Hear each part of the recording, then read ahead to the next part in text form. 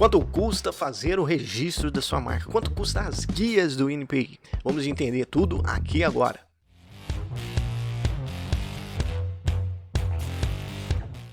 Olá, meu amigo, minha amiga, sejam muito bem-vindos. Se você não me conhece, eu sou o Guilherme e hoje nós vamos falar aqui, tirar suas dúvidas e também dar alguns conselhos muito especiais sobre os valores, as consequências e tudo que envolve ali o registro de marca e o procedimento dele propriamente falando, com a intenção, é claro, de sempre te ajudar. Como aqui a gente não gosta de enrolação, então vamos diretamente para o assunto do vídeo. É o seguinte.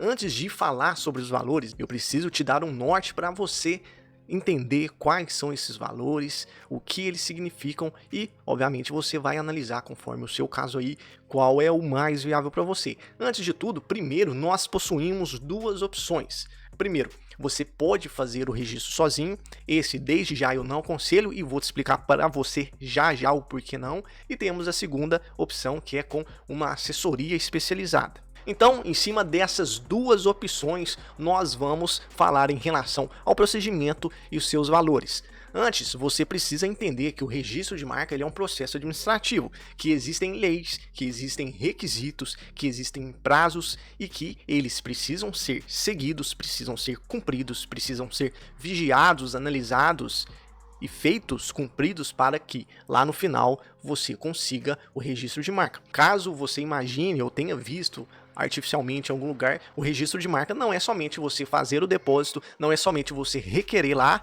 e depois de um ano, se é que você sabe desse prazo de um ano, é que você consegue automaticamente. Não é assim, ok? Então, em cima disso, você precisa, como é um procedimento administrativo, como é um processo administrativo, você precisa se dedicar e também possuir conhecimento específico no que você está fazendo ali, no caso, o registro de marca, no direito de propriedade industrial, para que você possa acompanhar, cumprir os prazos, cumprir as exigências, para que lá no final o INPI faça a análise do seu pedido e aí realmente você consiga fazer o seu registro, para que ele seja concedido a você. E justamente sobre esses argumentos foi o que eu falei inicialmente. Eu não aconselho a pessoa, o empreendedor, a requerer esse registro de marca sozinho.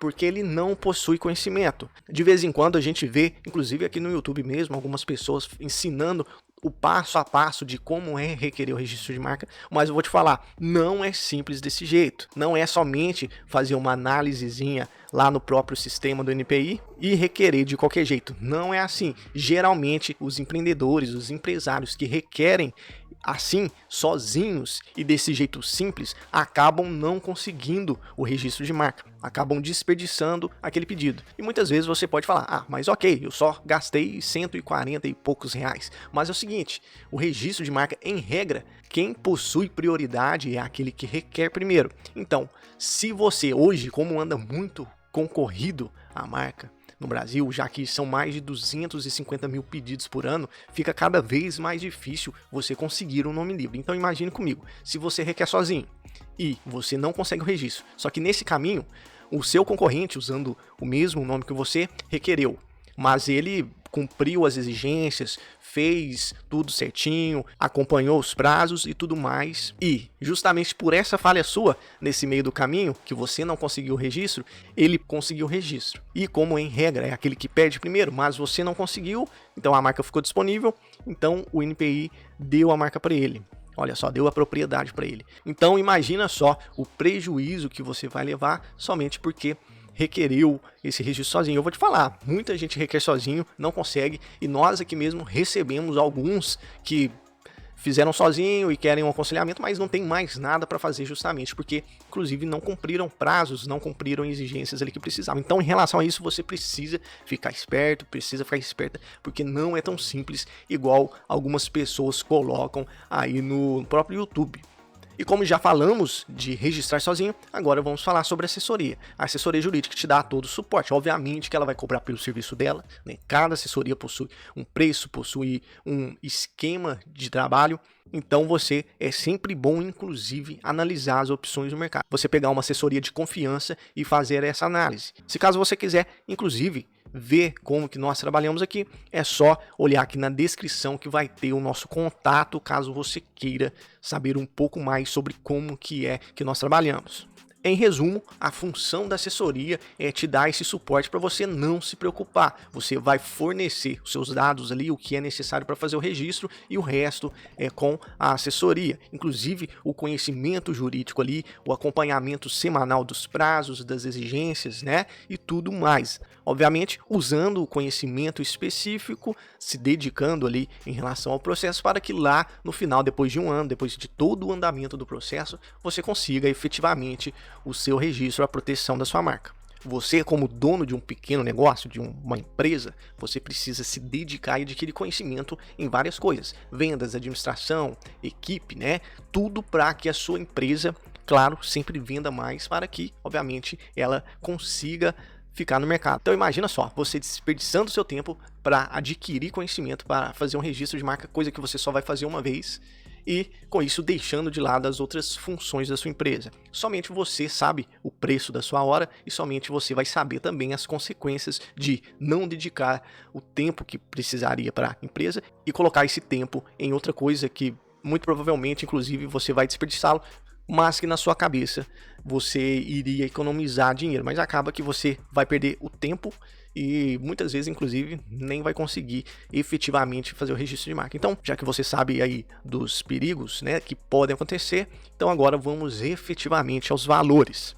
O INPI é uma autarquia federal e assim como qualquer outro ente estatal, é óbvio que se você for precisar de alguma coisa ali, você vai ter que desembolsar um dinheiro para isso. Então, em resumo, vou falar sobre as CPF, né, a pessoa CPF que é possível fazer o registro, os MEIs e as micro e pequenas empresas. Essas pessoas são as que conseguem desconto no INPI. Empresas de médio e grande porte para cima, elas precisam de pagar um valor cheio. Essa é um valor específico. Nós vamos focar nas pequenas empresas, CPFs, microempreendedores individuais, que são as pessoas que conseguem descontos no INPI. E esse desconto, inclusive, é por força de lei, ok? Então, muito bem.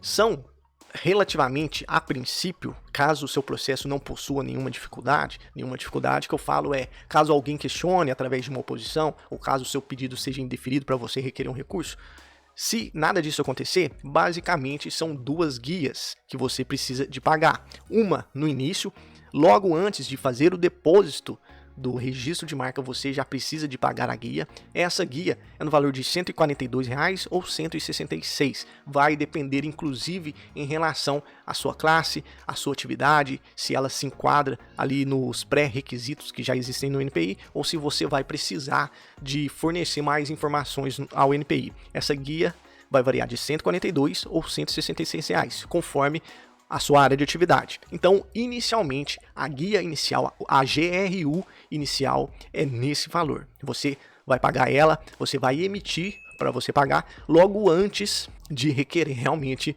o pedido, de fazer o pedido de registro de marca. Após você depositar o pedido de registro, você precisa de acompanhar semanalmente os andamentos do seu processo. E esses andamentos saem na RPI, que é o Diário Oficial da União referente ao INPI, e lá é que são cumpridos os prazos, requisitos e tudo mais. Digamos, conforme eu falei, caso o seu processo não possua nenhuma dificuldade e ele seja concedido lá no final, após a análise do INPI, vai abrir um prazo ali para que você pague a guia. Vai ser concedido, né?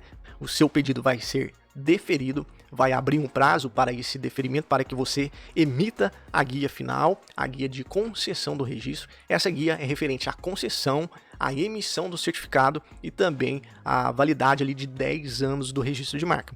Depois de 10 anos, é somente fazer a renovação, não precisa de entrar com esse pedido de processo de novo. Novamente, esse valor é para pessoas físicas, microempreendedores individuais e empresas de pequeno porte, já que esses possuem descontos conforme disposição em lei já ali referente ao INPI. Então, essa guia de concessão, que é emitido o certificado que te dá a propriedade de registro, ela é no valor de R$ 298. Então, é só você fazer as contas.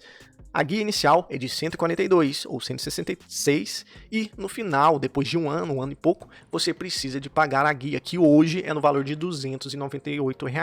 Conforme eu falei, esses valores são para as guias do INPI, a guia inicial e também a guia final, para processos que não sofram nenhuma dificuldade administrativa ali no andamento dele. Se caso o seu tiver oposição, se o seu tiver indeferimento, se o seu tiver mudança de alguma coisa, uma alteração no cadastro ou diversas outras coisas que podem acontecer, é óbvio que a cada petição, a cada alteração, a cada movimento extra que você precisa fazer naquele procedimento, você vai precisar de pagar a guia referente a isso. E cada guia referente a cada tipo de serviço que precisa ser realizado, ela possui um valor diferente. Então vai ser conforme cada caso. Ok? Então, se você está pensando em registrar, registre sua marca o quanto antes. Não deixe nem para amanhã, porque está a cada dia, a cada mês, ficando mais difícil requerer o registro. Igual eu já falei, ao ano já são mais de 250 mil requerimentos de registro de marca. E óbvio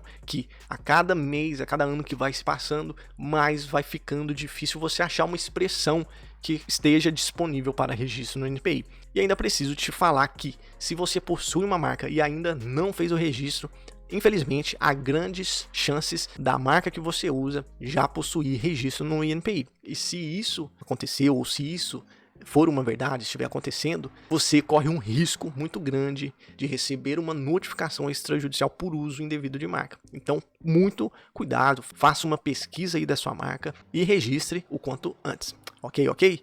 Um abraço para você. Se você não deixou seu like, se não se inscreveu, deixa aqui a inscrição, deixa seu like. Um abraço para você e até o próximo vídeo.